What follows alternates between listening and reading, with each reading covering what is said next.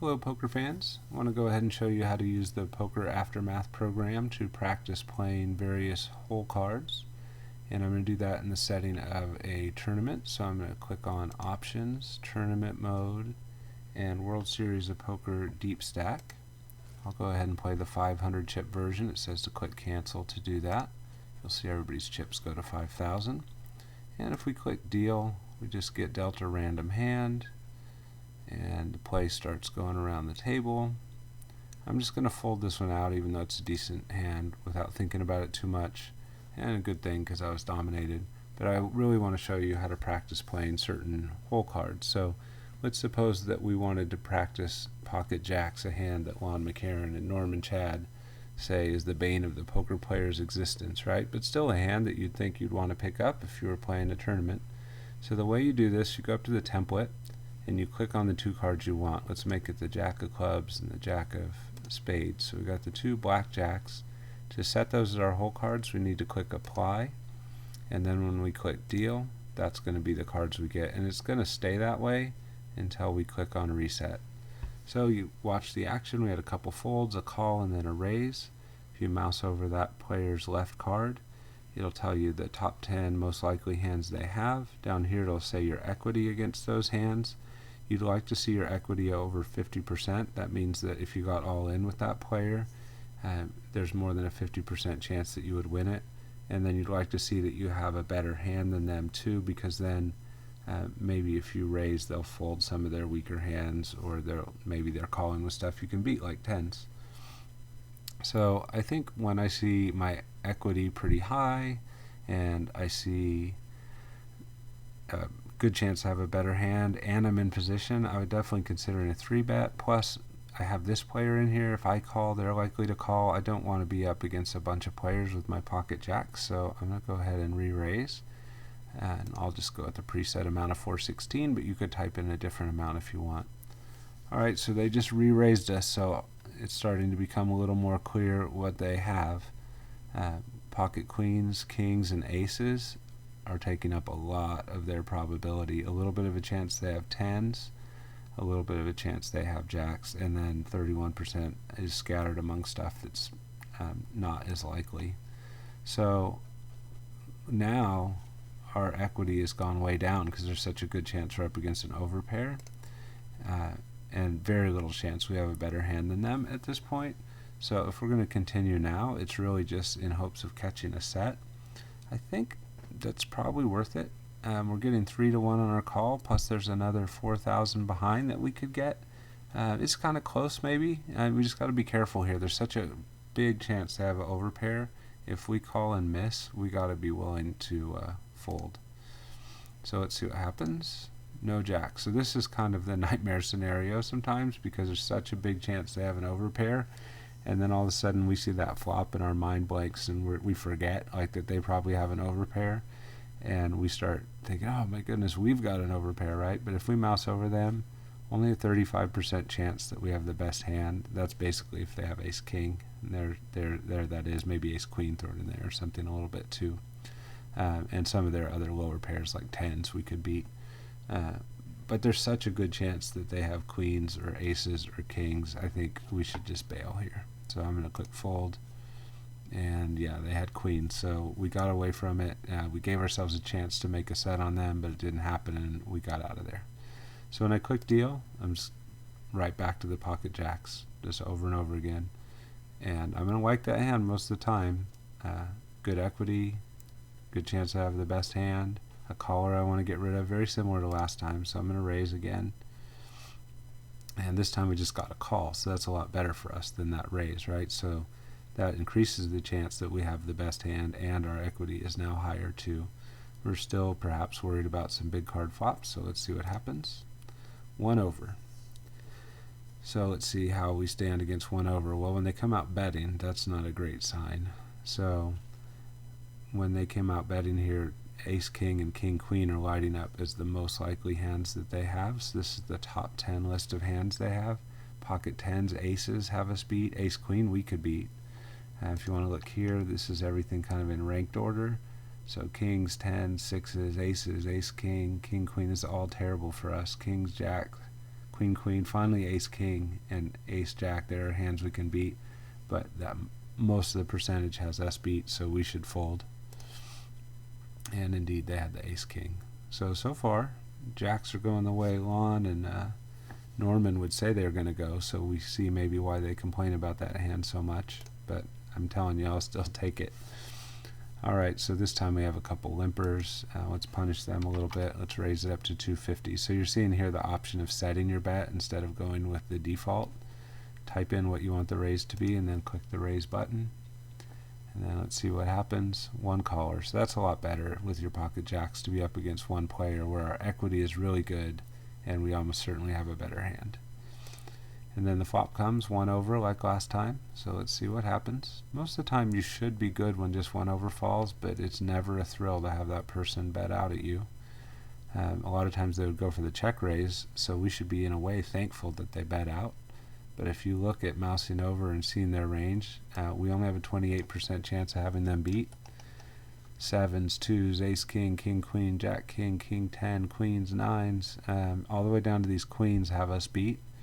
So we're hoping they have nines or ace 7, ace 10, something weird, and that could be, but it's a small part of their range, so I think we got to give up on those jacks again. And this time they were just firing out a weird bet at us. Kind of has to be a bluff, I suppose. If you're curious what they were thinking, then if you mouse over the dealer button and then you come down here, you can scroll through the hand replay. And this is us folding. If we go up to their hand, they see their hand rank out of a rank of 1,000 as a 143, so they saw their hand as bad. So why did they bet it?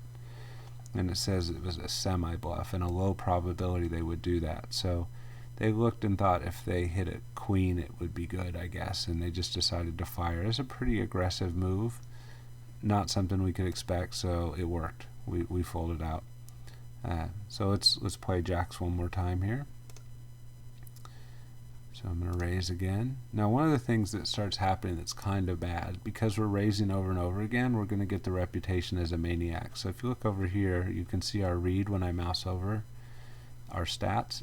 Our tightness is 0.371, so we're showing up as loose, and our aggression 629, aggressive. So we're starting to look like a maniac, which makes sense because we've seen 75% of the flops and raised every time we did that. We've 3-bet a lot, so like we're a crazy player. The one fold was our king jack, I think.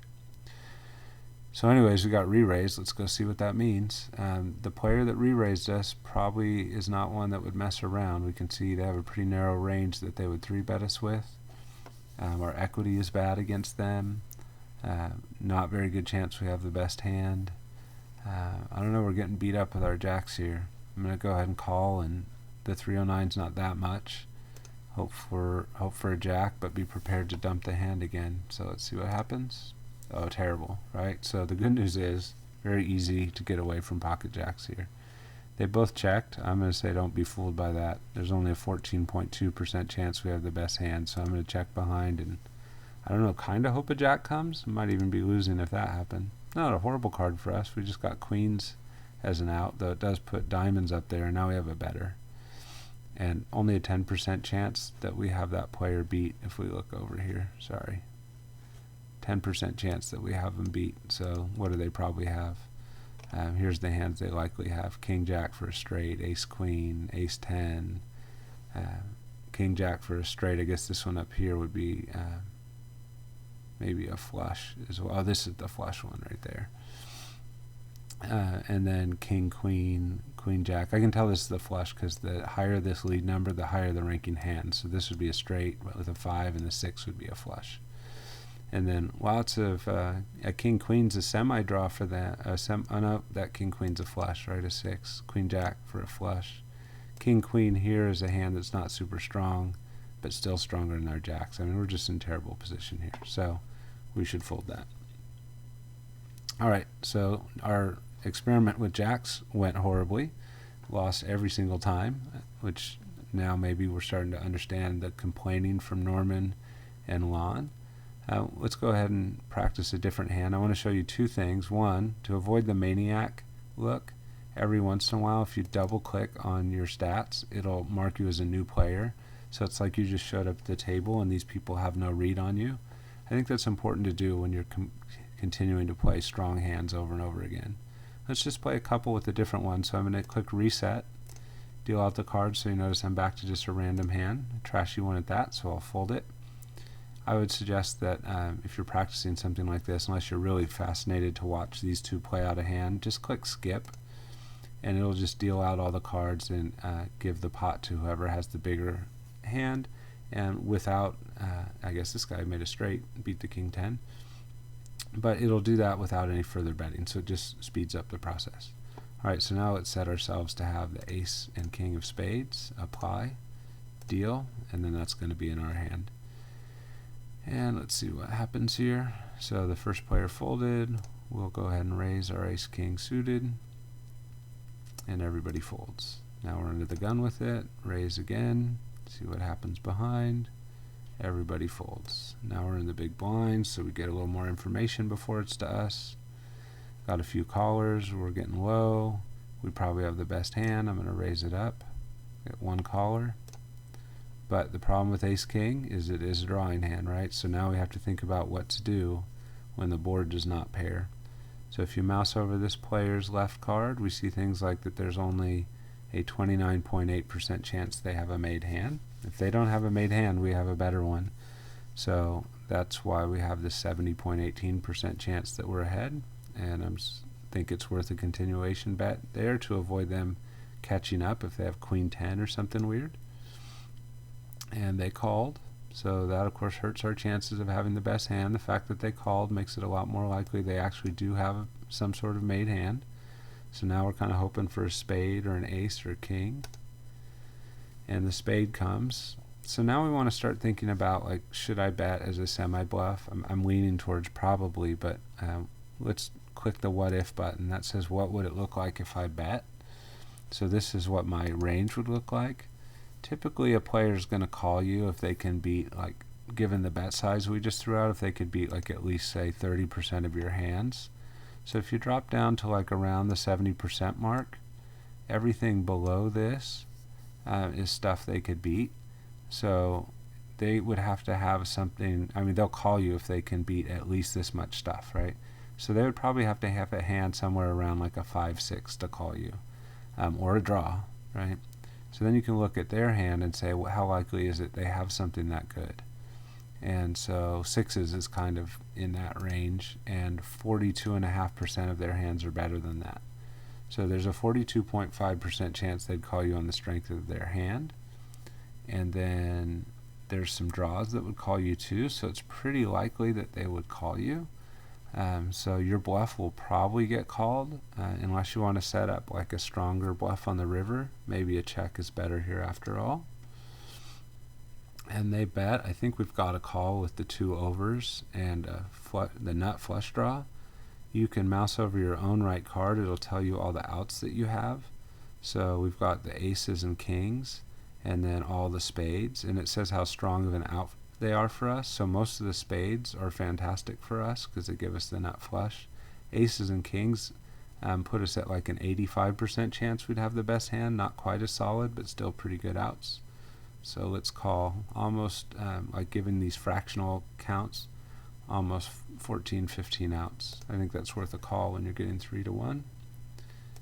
And then we missed. We could think about bluffing, but if I bet right here, then my 70% mark is like Jack Queen, and what percent of their hands are better than Jack Queen? Actually only 37%. So we could go for the bluff here, and there's only a 37% chance they would call us. So let's go ahead and throw out like 800 and hope they don't have a jack or better. So they folded, so it worked, and they in fact had king 10, so they were running a bluff on us. I guess they probably did a float, and then when we checked, they went for the steal. So that's the way that works, trying different hands and seeing how some of the controls work. So I hope that was helpful. If you're interested in this program, then check the description on this YouTube video, and it will have a link to where you can download the program. All right, good luck.